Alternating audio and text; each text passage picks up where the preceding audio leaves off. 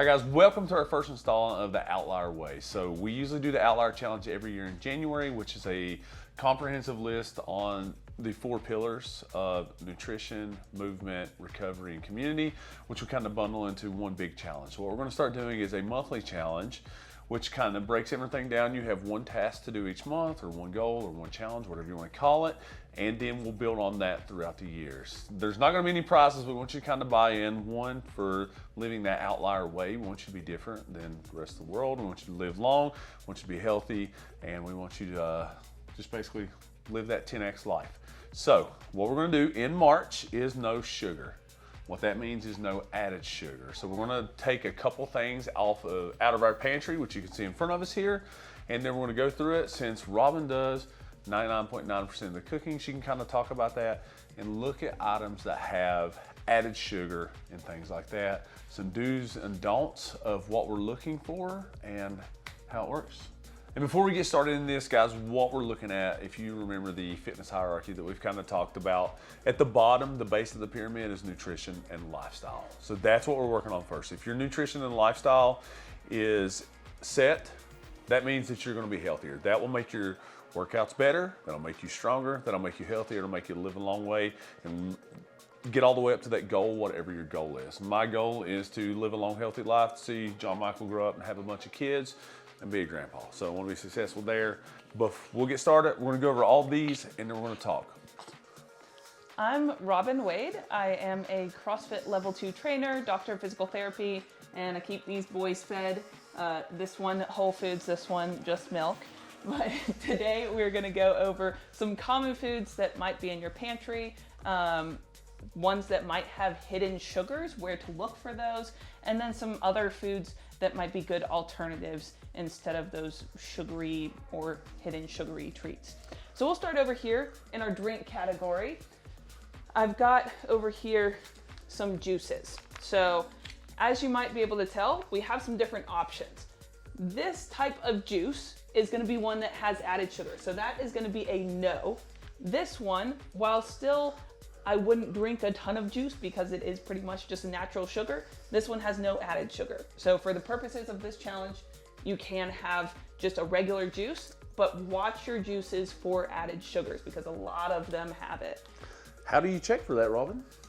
Well, this individual packet does not have ingredients on the back, but you look at the back of the box or the back of the carton and look for names that end in lose, like sucralose, Glucose, fructose, dextrose, and anything like that is going to be a sugar.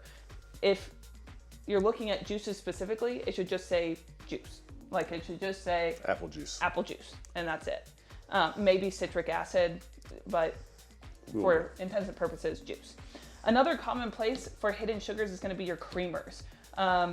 We just drink our coffee black, but if you're somebody who has to have your creamer, look for one that is maybe like almond milk, unsweetened, or half and half if you're not like opposed to dairy. Looking for something that is just plain and doesn't have those sweeteners added into it. A lot of them have a lot of thickeners, sweeteners, funky stuff in them. Again, looking at your labels.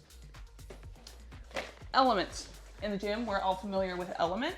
It does have some artificial sweetener. For this challenge, we're looking at really dialing back our sweet tooth and trying to limit like super duper sweet things and just straight sugars. So we can have some, like I'll call them artificial sweeteners, stevia, we'll get to that, in moderation, like is contained in these sort of drinks, but we don't want to be creating like paleo brownies or anything like that that's going to keep our sweet tooth going.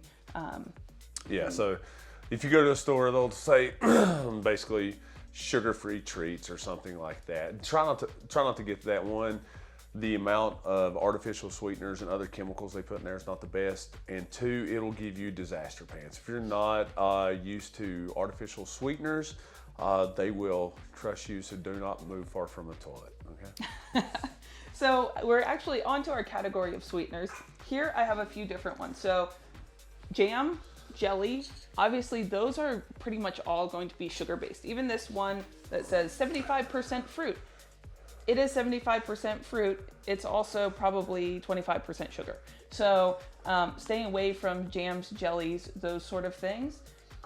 Here I've got a couple of sort of sweetener alternatives. This is stevia that I actually grew and freeze dried. This is a little stevia dropper. Again, like Justin was saying, if you want to add some to your tea or your coffee, just a drop or that kind of a thing, that's okay. But we really want to get away from the sweet tooth, and we don't want to be just dumping loads of artificial sweetener into your everyday foods. Guys, I will say stevia is a ragweed. So if you have any allergies to ragweed, stevia may not be a good option. Maybe monk fruit or something like that. I'm not for sure what they're technically classified as, but I know I get a little itchy throated some with stevia. So if you're one of those people that have like seasonal allergies, may want to check in to see if that will bother you. Yeah, I just like it because, like I said, I can grow it. I've never tried growing a monk fruit. It sounds very tropical. Justin then also will go over in our category of not wanting to substitute natural sugars or sugar substitutes in large quantity, maple syrup. Maple syrup is a great natural thing, but the carbohydrates add up really, really fast. So this is our quarter cup, and you looked up the... I think Coca-Cola has like 48 grams of sugar per can. So Coke Heavy, as we call it. If you have a quarter cup of maple syrup or honey, that's going to be actually more sugar in that cup versus the added sugar that's in Coca-Cola. So we're not saying to take them out, but just don't put it on everything to replace that. That's all we're asking.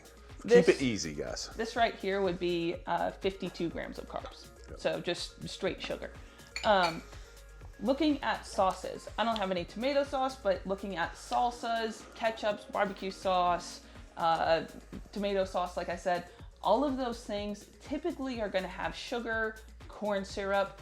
Beware of labels that say honey. A lot of times the ingredients will go whatever main thing, sugar or corn syrup, and then they've got some honey way down the ingredient line. So be careful with those. Just because it says honey on the front, you still got to check the back.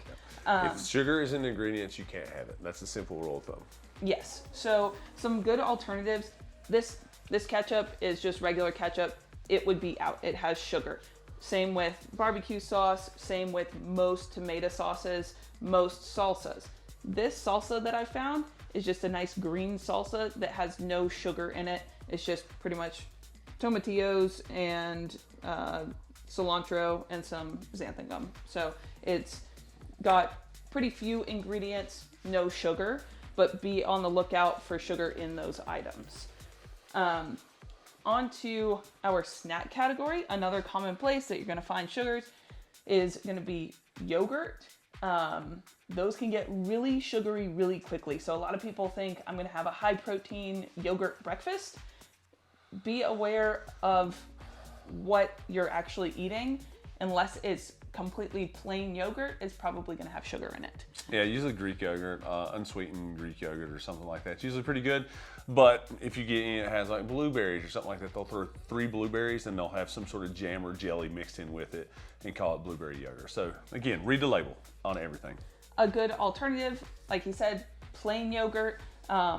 Cottage cheese has high protein, no sugar. Again, check the label, but I don't think I've ever come across a cottage cheese that has sugar. Peanut butter is another common one that's going to have sugar in it. Which is like second or third ingredient. Yep, it's usually, and again, corn syrup is another one of those. It's a sugar. So looking for the losses, but also corn syrup. Any syrup is going to be sugar. Food City used to have a grinder set up a long time ago. I don't know if they still do or not, but you could basically grind your own peanuts and almond butter on spot. Yeah. Some places have that. If you can find that, it's fantastic. Do that. And there's a number of brands. This one is one of those brands that you can usually tell because it'll be separated and it's just peanuts and salt. So look for those ones that are like 1 or 2 ingredients. Chocolate. I know this has been an issue in Outlier challenges past. It says 85% cocoa. You might see 90% cocoa. What that means is that it is 85% cocoa beans by weight, and it is 15% sugar by weight. So be aware of what the other percentage means. Unless you're going for 100% chocolate, it's going to have sugar. So that is going to be a no, unless you're 100% chocolate kind of a person. You can do 100% chocolate, but it's about the same as chewing on a coffee bean. That's basically what it tastes like. Yes. Granola, most commercial granolas, granola bars,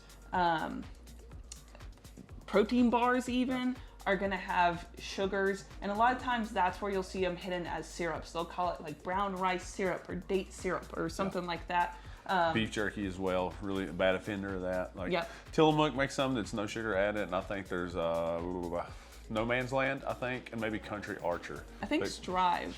I Strive think they use like raisin concentrate or something. So read the label. Yeah. This is my homemade granola. Again, it does have some maple syrup, so I wouldn't eat this in large quantities by any means. Apple sauces, they can be a great snack. Most of them have sugar. This one, it just has some berry and apple puree and water. Look for those ones that don't include any extra sugars. Like Justin was talking about on the meats, canned fishes, some specific jerkies are going to be good, not have sugar. But if you're looking at deli meats, most of those do have sugar. So even if it says uncured ham, turkey, bacon even, most, if not almost all, are going to have sugar in them as well. So beware of that. It's tough, guys. If you can cut out sugars, like, because it's in everything, you're going to be eating pretty healthy. So we've covered all this. We're getting kind of the end of like kind of stuff we have around here, and which is Robin buys bulk apples and she dehydrates apples, and we have these little apple crisps. She puts nothing on it. It tastes great. All right, it's addictive, so be careful with that. Whole fruits, and then she also made some crackers. Can you tell me what the crackers are, Robin? Yeah. So let me back up to the dried fruits. Dried fruits are great, like Justin said. Go with home dried or dried with nothing on it, as well as fresh fruit is going to be a little bit easier to not down a whole bunch of. But be careful with things like craisins. A lot of your dried berries are going to have added sugar. Yep. Crackers, breads. Almost every single bread, even the healthy ones, have sugar. I think Dave's bread. It's the third ingredient. Wheat Thins have 8 ingredients, and 3 of them are sugar.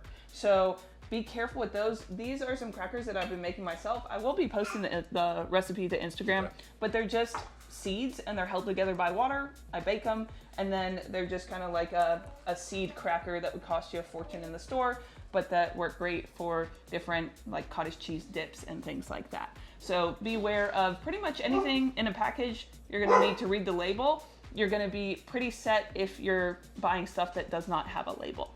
Yeah. So guys, we kind of give you some examples of what we're eating, what we have in the pantry, some do's and don'ts. Yes, we're like everyone else. We have some stuff we can't eat in our pantry, and we're not going to eat it. That being said, what do we eat? What do we eat is the old fitness in 100 words. Eat meats and vegetables, nuts, seeds, healthy fats, some fruit, little starch, no sugar. And then with that, build your meals, all right? If you can pre-prep or something like that, take out a Sunday, get a few hours to get everything cooking in. Please start doing that. That'll make the whole week go easier, and you're not in a pinch to stop by a fast food restaurant and pick up something. If you do have to do that, guys, stick to meats and vegetables if you can. You can get lettuce bowls at Chipotle or Moe's or something like that and just get some salsa on it, and it shouldn't be that bad. If you get tortillas, those tortillas will have sugar. So that's one of those things you have to worry about. So make it easier on yourself by planning ahead so that you have a clear path on where you're trying to go. All right, guys, so what we're gonna do, we're gonna start on March 3rd. What that is gonna be is no added sugar. And what we want you to do is, 1, do the challenge. 2, we want you to make sure that you take a before picture, kind of see how your body changes over the next 20 some odd days. And then 3, we want you to see how we always call it look, feel, and perform. We already talked about the look with the picture, but I want to see how you feel and perform. What I'm going to guess is going to happen is your inflammation in your body is going to start going down. You're going to feel a lot better, and your workouts are going to feel a lot better, and you may see body fat decrease as you do that. All right, guys, if you have any questions or comments, leave them below. Reach out to us on Instagram, social media. Leave a like, comment, it helps the page grow. And that's about it. We'll see you next month in April on our Outlier Way, and we're going to be going into a little bit of